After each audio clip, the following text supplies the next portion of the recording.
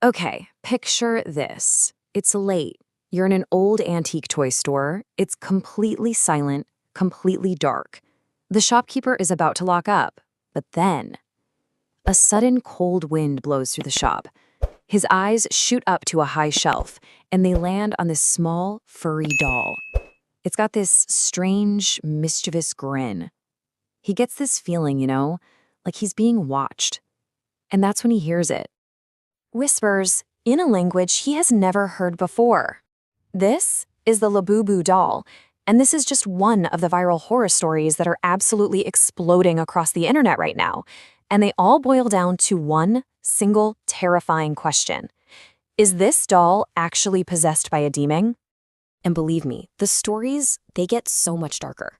Some people are comparing this doll to Annabelle, the one that's literally locked away by paranormal investigators. Others are throwing around the name Pazuzu, that ancient, terrifying demon.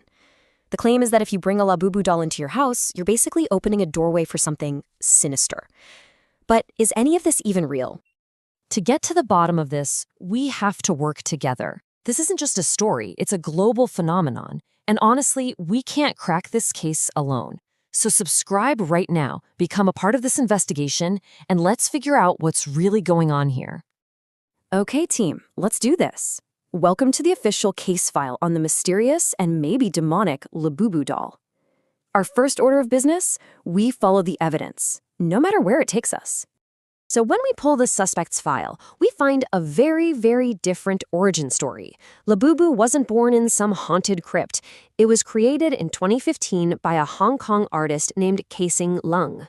Then, by 2019, this company, Pop Mart, starts mass producing it.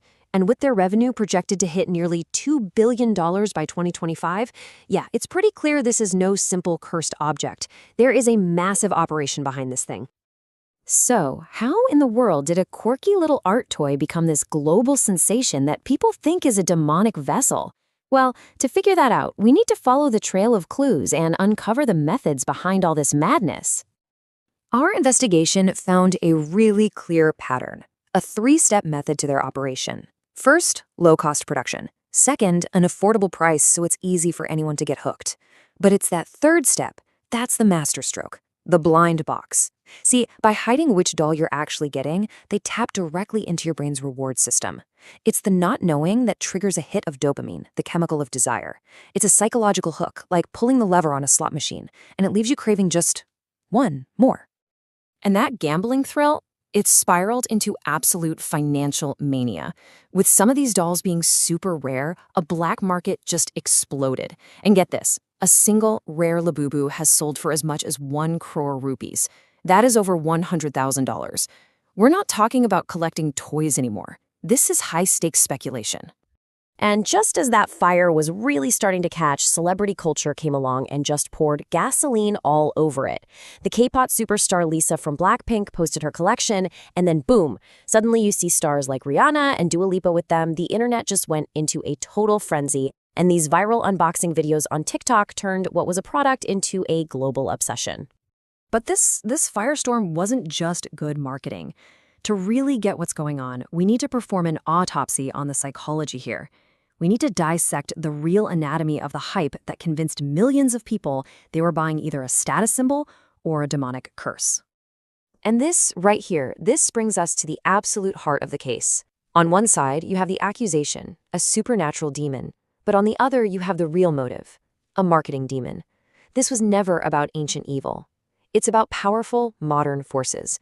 The fear of missing out, FOMO, which creates intense social pressure. The deep-seated desire for a status symbol. And of course, the lure of that get-rich-quick resale economy. If this whole pattern feels familiar, that's because it is. We have seen this exact culprit before, just wearing different masks. Remember fidget spinners? A billion-dollar craze that just vanished. NFTs, hyped up by every influencer, now mostly worthless.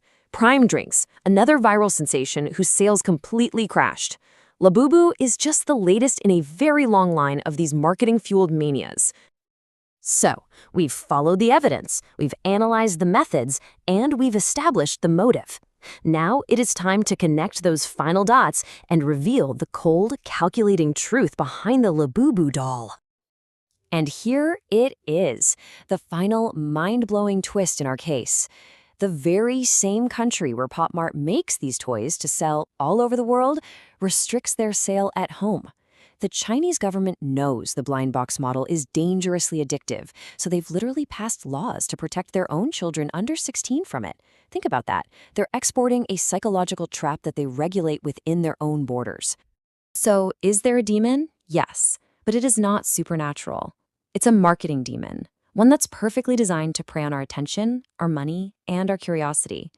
As one analysis put it so perfectly, the demon is not inside the doll. The demon is inside us, our greed, our fear, and our obsession with hype. So, that's the case. But even with the file closed, this one is really sticking with me. So if you don't mind stepping back from the evidence for a second, I just want to share my own personal take on what this all means. Honestly, it's both brilliant and deeply unsettling. I mean, the way they turned a simple toy into this multi-billion-dollar cultural moment is a masterclass in modern marketing. But at the same time, it just shows how easily our own brains can be weaponized against us. The fact that a horror story was just as good at selling dolls as a celebrity endorsement, I mean, wow, that says a lot about our culture right now, doesn't it? We're so drawn to mystery and hype that sometimes we can't tell the difference between a good story and a really dangerous game. But hey, that's just my conclusion. Now, I really want to hear yours. Look at all the evidence we've just laid out. What's your verdict? So what do you think? Is this just a case of brilliant, harmless marketing? Or is it a dangerous game that's exploiting our own psychology for profit? Let me know your verdict down in the comments below. And hey, if this investigation was insightful for you, do me a favor and hit the like button. It really helps this explainer reach more people.